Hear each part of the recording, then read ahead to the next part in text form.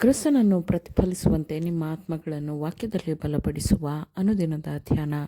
ಇಂದಿನ ಧ್ಯಾನದ ಶೀರ್ಷಿಕೆ, ಎಚ್ಚರವಾಗಿದ್ದು ನಿಮ್ಮ ಭಾರವನ್ನು ಯೇಸುವಿಗೆ ಕೊಡಿರಿ.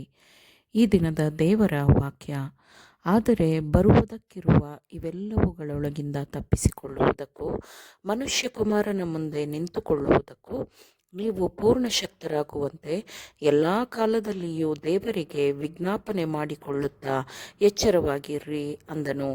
ಲೂಕ 21ನೇ ಅಧ್ಯಾಯ 36ನೇ ವಚನ. ಪ್ರತಿಯೊಬ್ಬರ ದೈನಂದಿನ ಮಾರ್ಗದಲ್ಲಿ ಅವರು ವೃದ್ಧರಾಗಲಿ ಯುವಕರಾಗಲಿ ಅವರಿಗಿರುವ ಕರ್ತವ್ಯವನ್ನು ಸತ್ಯವೇದದಲ್ಲಿ ಗಂಭೀರವಾದ ಭಾಷೆಯಲ್ಲಿ ತೋರಿಸಿಕೊಡಲಾಗಿದೆ. ಇದು ಜಾಗರೂಕತೆಯ ಕರ್ತವ್ಯವಾಗಿದ್ದು, ಇಲ್ಲಿ ಈ ಜೀವನದಲ್ಲಿ ತೋರುವ ನಿಷ್ಠೆಯ ಮೇಲೆ ಈ ಕಾಲದ ಮತ್ತು ನಿತ್ಯದ ಭವಿಷ್ಯವು ಅವಲಂಬಿತವಾಗಿದೆ. ಅಯ್ಯೋ, ನನಗಿರುವ ಹೊರೆಗಳನ್ನು ಹೊರಲು ನನಗೆ ಸಹಾಯ ಮಾಡುವ ಯಾರಾದರೂ ಇದ್ದಿದ್ದರೆ ಎಂದು ಚಿಂತಿಸುವಷ್ಟರ ಮಟ್ಟಿಗೆ ಎಷ್ಟು ಜನರ ಹೃದಯಗಳು ಅತಿಯಾದ ಹೊರೆಯಿಂದ ಬಳಲುತ್ತಿದೆ ಅಲ್ಲವೇ? ಸರಿ, ನಿಮ್ಮ ಹೊರೆಗಳನ್ನು ಹೊರಲು ನಿಮಗೆ ಸಹಾಯ ಮಾಡುವ ಒಬ್ಬನು ನಿಮಗಿದ್ದಾನೆ. ಭಾರ ಹೊತ್ತವರಾದ ನಿಮಗೆ ವಿಶ್ರಾಂತಿ ಇದೆ. ಎಲೈ ಕಷ್ಟಪಡುವವರೇ, ಹೊರೆ ಹೊತ್ತವರೇ, ನೀವೆಲ್ಲರೂ ನನ್ನ ಬಳಿಗೆ ಬನ್ನಿರಿ, ನಾನು ನಿಮಗೆ ವಿಶ್ರಾಂತಿ ಕೊಡುವೆನು ಎಂದು ಕ್ರಿಸ್ತನು ಹೇಳಿದ್ದಾನೆ. ಇಲ್ಲಿ ಯಜಮಾನನ ವಾಗ್ದಾನವಿದೆ, ಆದರೆ ಅದು ಷರತ್ತುಗಳನ್ನು ಒಳಗೊಂಡಿದೆ. ನಾನು ಸಾತ್ವಿಕನೂ ದೀನಮನಸ್ಸುಳ್ಳವನೂ ಆಗಿರುವುದರಿಂದ ನನ್ನ ನೊಗವನ್ನು ನಿಮ್ಮ ಮೇಲೆ ತೆಗೆದುಕೊಂಡು ನನ್ನಲ್ಲಿ ಕಲಿತುಕೊಳ್ಳಿರಿ, ಆಗ ನಿಮ್ಮ ಆತ್ಮಗಳಿಗೆ ವಿಶ್ರಾಂತಿ ಸಿಕ್ಕುವುದು ಎಂದು ಕ್ರಿಸ್ತನು ಹೇಳಿದ್ದಾನೆ. ನನ್ನ ನೊಗವು ಭಾರವಾದದ್ದು ಎಂದು ಆತನು ಹೇಳಿದ್ದಾನೋ? ಇಲ್ಲ, ನನ್ನ ನೊಗವು ಮೃದುವಾದದ್ದು, ನನ್ನ ಹೊರೆಯು ಹೌರವಾದದ್ದು ಎಂದು ಆತನು ಹೇಳಿದ್ದಾನೆ. ನೀವು ಹೊರುತ್ತಿರುವ ಹೊರೆಯು ತುಂಬ ಭಾರವಾದದ್ದು. ಅದು ತುಂಬ ಆಯಾಸವನ್ನು ಮತ್ತು ಗೊಂದಲವನ್ನು ಉಂಟುಮಾಡುತ್ತದೆ. ಅದು ನಿಮ್ಮ ಸ್ವಂತ ಹೊರೆಯೇ ಆಗಿದೆ. ನೀವು ಲೋಕದ ಮಾನದಂಡವನ್ನು ಮುಟ್ಟಲು, ಅದಕ್ಕೆ ಸರಿಸಮಾನವಾಗಲು ಬಯಸುತ್ತೀರಿ. ನೀವು ನಿಮ್ಮ ಉತ್ಸಾಹಭರಿತ ಪ್ರಯತ್ನಗಳ ಮೂಲಕ ಲೌಕಿಕ ಆಸೆಗಳನ್ನು ಪೂರೈಸಿಕೊಳ್ಳಲು ಹೋರಾಡುತ್ತೀರಿ.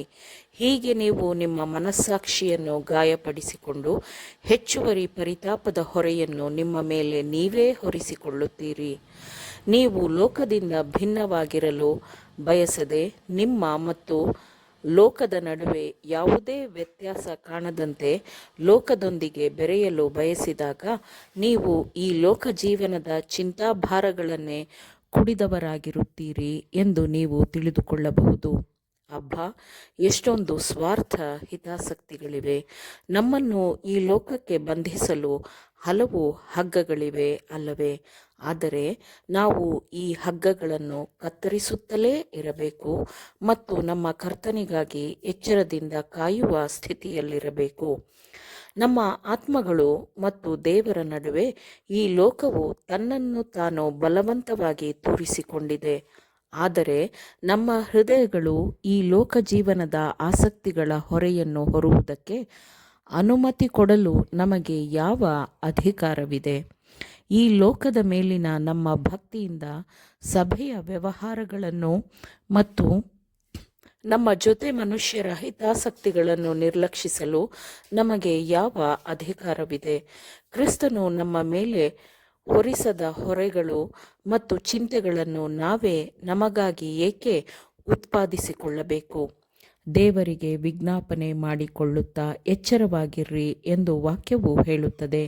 ನಮ್ಮ ಸ್ವಂತ ಹಿತಕ್ಕಾಗಿ ಮಾತ್ರವಲ್ಲದೆ ಇತರರ ಮೇಲೆ ಬೀರುವ ನಮ್ಮ ಪ್ರಭಾವಗಳ ವಿಷಯವಾಗಿಯೂ ಜಾಗರೂಕತೆಯ ಎಚ್ಚರಿಕೆಯ ಅಗತ್ಯ ಬಹಳವಾಗಿ ಇದೆ. ಯಾಕೆಂದರೆ ನಮ್ಮ ಪ್ರಭಾವಗಳೂ ಸಹ ಬಹಳ ದೂರದವರೆಗೆ ಮುಟ್ಟುತ್ತವೆ. ಆದುದರಿಂದ ದೇವರ ಆತ್ಮವು ನಮ್ಮ ಹೃದಯಗಳಲ್ಲಿರುವಂತೆ, ನಮ್ಮ ಮನೆಗಳಲ್ಲಿ ಆತನ ಆಶೀರ್ವಾದವಿರುವಂತೆ ನಮ್ಮ ಮಾತುಗಳಿರಬೇಕು ಮತ್ತು ನಮ್ಮ ನಡವಳಿಕೆ ಇರಬೇಕು. ಆಮೇನ್. ದೇವರ ವಾಕ್ಯಗಳನ್ನು ಶ್ರದ್ಧೆಯಿಂದ ಆಲಿಸುವವರು ಮಾತ್ರವೇ ಆಗಿರದೆ ಪಾಲಿಸುವವರೂ ಆಗಬೇಕೆಂದು ನಿಮ್ಮನ್ನು ಉತ್ತೇಜಿಸುತ್ತೇನೆ. ಪರಿಶುದ್ಧಾತ್ಮನ ಸಹಾಯದಿಂದ ಆಲಿಸಿದ ನಿಮ್ಮೆಲ್ಲರಿಗೂ ಧನ್ಯವಾದಗಳು. ಮತ್ತೆ ದೈನಂದಿನ ಧ್ಯಾನಕ್ಕಾಗಿ ನಾಳೆ ಸಂಧಿಸೋಣ. ಆಮೇನ್.